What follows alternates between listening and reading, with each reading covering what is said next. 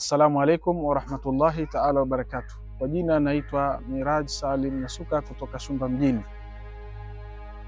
Kwa hakika tupo kwenye kipindi ambacho tunaelekea kwenye uchaguzi, na hasatan kwa sisi upande wa Waislamu tunahimiza amani, na tunahimizwa amani na Qur'ani na hadithi za Bwana Mtume Muhammadin sallallahu alaihi wasallam. Mtume Muhammadin sallallahu alaihi wasallam kwenye hadithi ametuambia ya kwamba man asbaha minkum aminan fi sirbihi, yoyote ambaye amepambazukiwa katika nyinyi akiwa na amani kwenye nafsi yake, kisha akawa ni muafa fi jasadihi, mwili wake una afya, uko vizuri, indahu qutu yaumihi, na ana chakula cha siku yake, fakaannama hizat lahu dunya bihadhafiriha, huyu ni sawa na amekusanyiwa dunia na vilivyomo katika dunia. Mtume Muhammadin sallallahu alaihi wasallam kwenye hadithi kama hii ameanza kueleza amani, kuonesha ya kwamba katika vitu ambavyo vinamfanya mwanadamu astawi kwenye mazingira yake ni wakati atakapokuwa amepata amani. Hii ndio kipawa mbele katika maisha ya mwanadamu. Tunaenda katika kipindi cha uchaguzi, tutambua ya kwamba kupiga kura ni haki ya kila mtu, lakini pamoja na haki hizi ambazo kwamba tutakuwa nazo za kupiga kura, kila mmoja wetu afahamu kwenda kupiga kura isiwe ni sababu ya kuchochea kuvuruga amani kwenye mazingira yetu, isiwe ni sababu ya kuvuruga umoja wetu ambao kwamba tuko nao kwa kipindi kirefu. Kupiga kura ni haki yako, lakini pia amani ni lazima.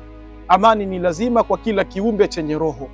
Kwa hiyo kipindi hiki ambacho ni cha upigaji wa kura kisitupelekee kuharibu hii amani tuliokuwa nayo, huu umoja tuliokuwa nao, lakini pia hizi starehe ambazo kwamba tunazo za kila siku za kufanya shughuli zetu vile ambavyo kwamba tunataka, tukaishi na familia zetu, tukazilea, tukafanya biashara zetu na mengine yakaendelea kwa sababu ya hii amani ambayo kwamba Mwenyezi Mungu ametujalia. Kwa kipindi cha kura kama hiki ambacho kwamba kila mmoja wetu atakuwa na haki ya kwenda kupiga kura, aitumie fursa kama hii kama sehemu ya kujenga amani yake, kama sehemu ya kuhamasisha amani iendelee kustawi kwenye mazingira yake kwa ajili ya maslahi yake yeye binafsi, Waislamu wake, lakini pia na familia yake kwa ujumla, na mwisho taifa letu liwe na amani. Mwenyezi Mungu ajalie amani kwenye maisha yetu, amani kwenye mazingira yetu. Twende kwenye kipindi cha kupiga kura, tukifika siku hiyo ya kupiga kura, tupige kura kwa amani. Kupiga kura ni haki yako wewe kama Mtanzania, ni haki yako wewe kama mwanadamu, lakini amani ni jambo la lazima kwa kila kiumbe chenye roho, ukianza wewe na mimi, lakini pia na familia zetu kwa ujumla, ili tuzidi kupata ile afya ya shughuli zetu na mazingira yetu na taifa letu likae kwa amani. Wabillahi tawfiq, wassalamu alaikum wa rahmatullahi wa barakatuh. Kura haki yako, amani wajibu wako.